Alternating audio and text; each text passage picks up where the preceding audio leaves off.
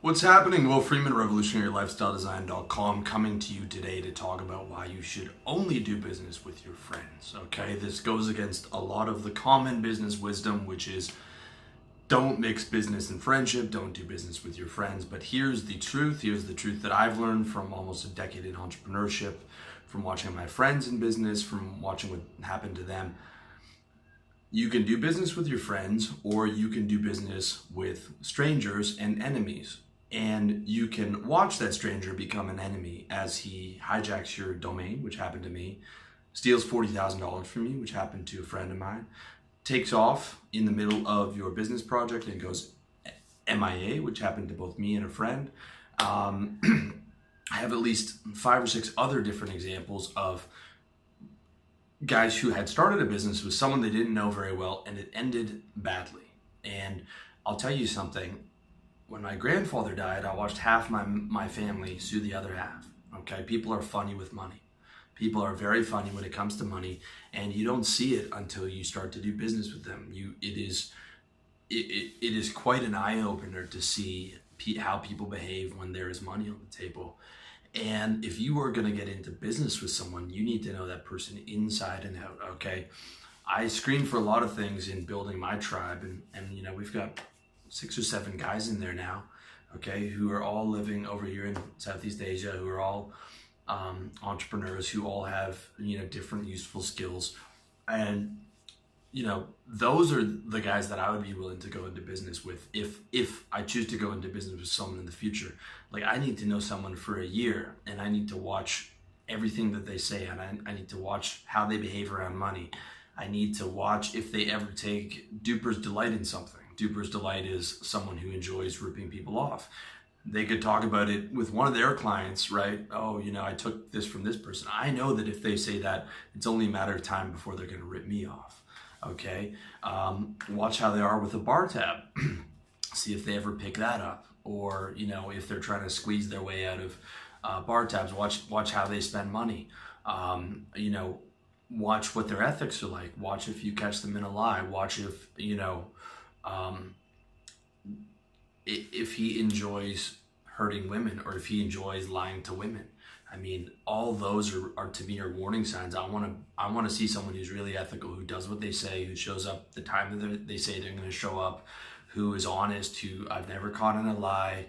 All these different things, all these things that I try and be to my friends, I want to see coming back to me. And you can find guys like that. I've met some really great guys, but you really have to do your screening, and it's only after that I would consider going into business with them. And you say, well, hey, you know, maybe my close friends aren't business savvy, but you have a choice about who you build your tribe with.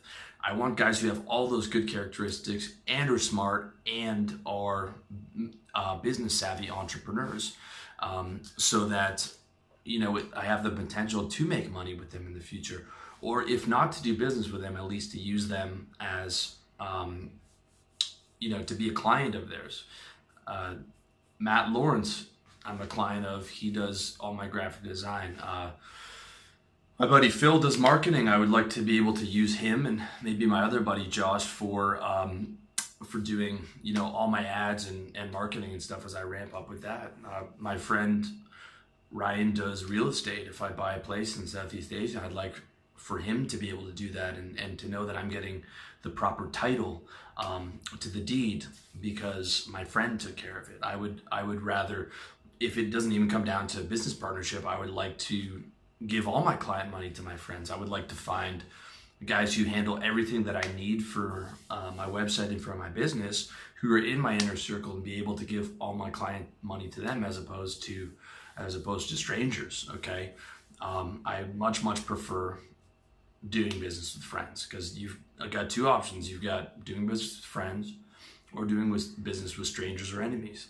And oftentimes you can watch that stranger become an enemy because you haven't screened them properly.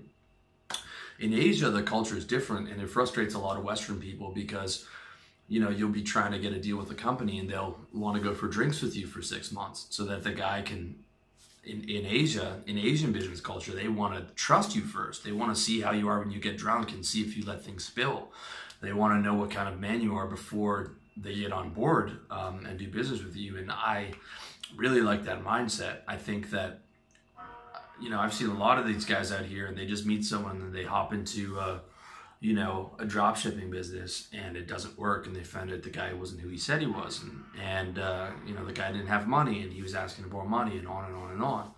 Okay, that's because you didn't do your screening properly. So if you are going to do business with someone, do business with a close friend who's also smart, who's also business savvy, and who's agreeable. That's an important thing as well. He needs to be able to go with the flow and the give and take of a business, not trying to be a super alpha male, okay?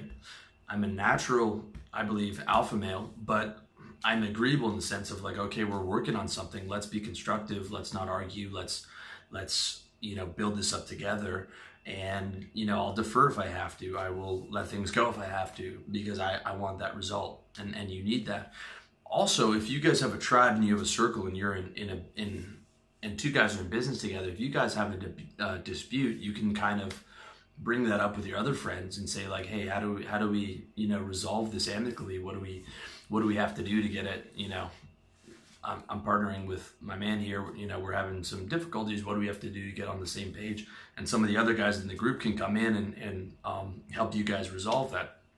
It also gives the added incentive of like, if you have like a tight-knit tribe and one guy fucks the other guy over, he knows that like he's going to get kicked out of that tribe. So it gives him an added incentive of like, well, I don't want to lose this social circle that I've built up.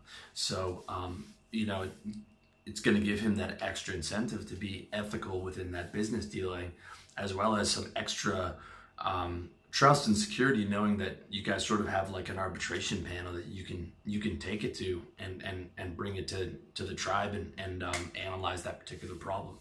Okay. With that said, the one business I did that actually succeeded was the business I did by myself, this very one that I'm speaking to you on. And I don't think that's an accident, because most of the businesses that I was in, I was the hardest working person in that business. And no one would have sacrificed what I sacrificed to make this business work, okay? Because it took a long time before I made profit on this type of a business. So, I mean, ideally, if you can, I think starting your own business is the ideal, all right? However, if you choose to start stuff in the future, that's awesome. Like if you want to be the money partner on something and go in with your friend and have some involvement and fund it with your main business that you started by yourself, that's ideal. Like if you want to take a drop shipping shot or like a marketing business or something along those lines, that's definitely a good move.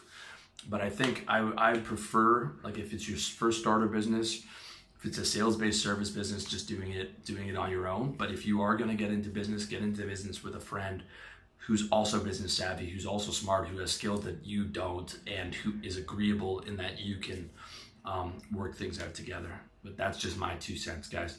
So I hope you found that useful. Let me know what you think in the comment section. As always, revolutionarylifestyledesign.com, iTunes, SoundCloud, Facebook, all the links below. Much love. All the best in your personal development journey.